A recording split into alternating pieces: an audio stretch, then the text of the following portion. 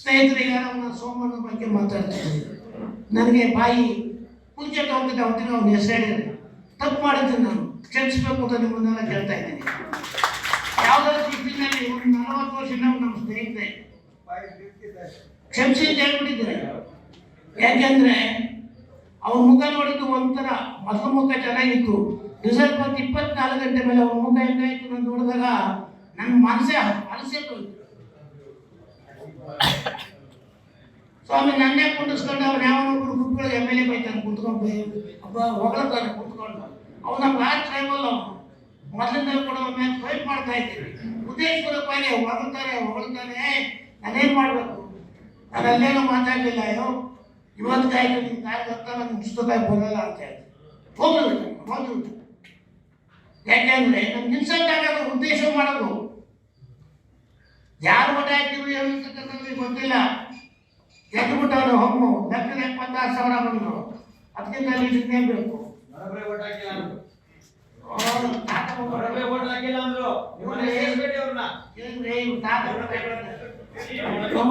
ಅಲ್ಲ, ನಾನು ಕ್ಷೇತ್ರದಲ್ಲಿ ನಮ್ಮ ಸ್ಟ್ರೆಂತ್ ಎಷ್ಟೈತೆ ಅವ್ರಿಗೆ ಗೊತ್ತೈತೆ ಕೇಳಿ. ನಮ್ಮ ಕ್ಷೇತ್ರದಲ್ಲಿ ತಿರುಪತಿನಲ್ಲಿ 60,000 ಜನ ಓಟ್ ಹಾಕೋರು, 60. ಆಮೇಲೆ ಚಿಕ್ಕನಾಯ್ತಲ್ಲಿ ಹೋದ್ರೆ 30,000 ಬರ್ತಾರೆ.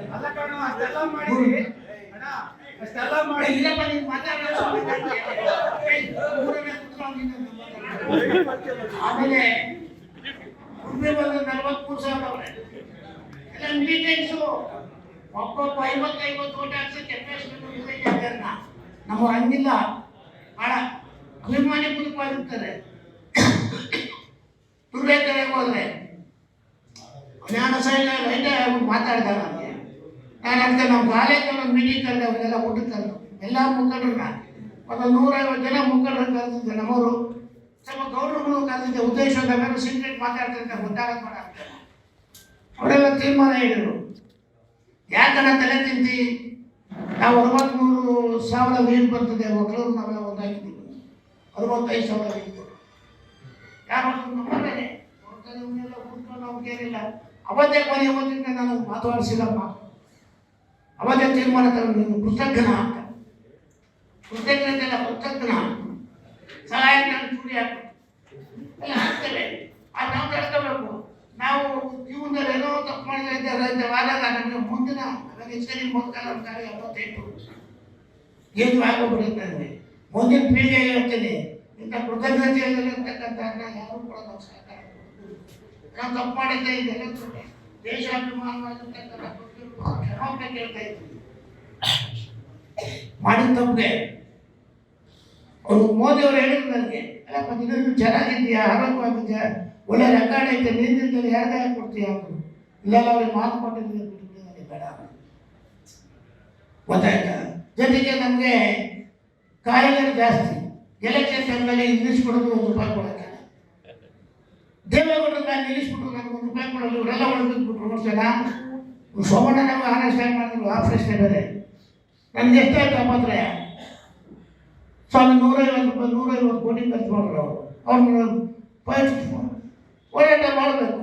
ಮನೆಗೆ ಹೋದೆ, ಕೈ ಮುಗಿದೆ, ಜನ ಪುಣ್ಯಾತ್ಮ ಗೌಡರಿಂದ ಹೇಳಿದ್ರೆ ಎಲ್ಲರೂ ಕೂಡ ಜಾತ್ಯಾತೀತವಾಗಿ ಗೆಲ್ಲಿಸಿದ್ರು. ದೇವೇಗೌಡರು ಬೇಡ ಅಂತ ಒಂದು ಹೇಳಿಕೆ ಕೊಟ್ಟರು. ದೇವೇಗೌಡರು ತುಮಕೂರು ಜಿಲ್ಲೆಗೆ ರಕ್ತ ಕೊಟ್ಟರು ಕೊಡ್ತಾಯಿದ್ದೀನಿ, ನೀರು ಕೊಡಲ್ಲ ಅಂತ ಅದೊಂದೇ ಇತ್ತು, ತಗೊಂಡು ತೋರಿಸ್ತು. ಅವರೆಲ್ಲ ಒಂದಾಗ್ಬಿಟ್ರು. ಬರಲಿ ನೋಡೋಣ, ಅದನ್ನು ಗೌಡ ಮಾಡ್ತಾನೆ ಅಂತ. ಅದಕ್ಕೋಸ್ಕರ ಚುನಾವಣೆ ಯಾವ ಟೈಮ್ನಲ್ಲಿ ಏನೇನಾಗ್ತದೆ ಗೊತ್ತಾಗುತ್ತೆ, ಆ ಪ್ರಶ್ನೆ ಬೇರೆ. ಆದರೆ ಇವತ್ತು ನಾವು ಸಾಮಾಜಿಕವಾಗಿ ನಾವು ಹುಟ್ಟಿದ ಮೇಲೆ ನಮ್ಮ ದೇಶದ ಅಭಿಮಾನಿಗಳಿರಬೇಕು. ದೇಶ ಮೊದಲು, ಆದರೆ ನಮ್ಮ ಸಮಾಜದ ಕೂಡ ಯೋಚನೆ ಮಾಡಬೇಕು. ಒಬ್ಬ ಒಟ್ಟಿಗಿದ್ದರೆ ನಾವೆಲ್ಲ ಜುಟ್ಟಿನ ಮೇಲೆ ಕಾರಣ ಪೂಜೆ ಮಾಡ್ಕೊಂಡು ಹೋಗ್ತಿದ್ರೆ ಅವ್ನ ಮನಸ್ಸು ಏನಂತದೆ, ಸೂಕ್ಷ್ಮವಾದ ಯಾಕಪ್ಪ ಈ ಥರ ಸೇವೆ ಕೊಟ್ಟಿಲ್ಲ, ದೇವರಲ್ಲಿ ಯಾಕೋ ತೊಂದರೆ ಕೊಟ್ಟಿಲ್ಲ, ಯಾಕಪ್ಪ ಅಂದರೆ ಅವನು ಮೂಢ, ಅವ್ನು ವಿದ್ಯಾವಂತ ಇಲ್ಲ.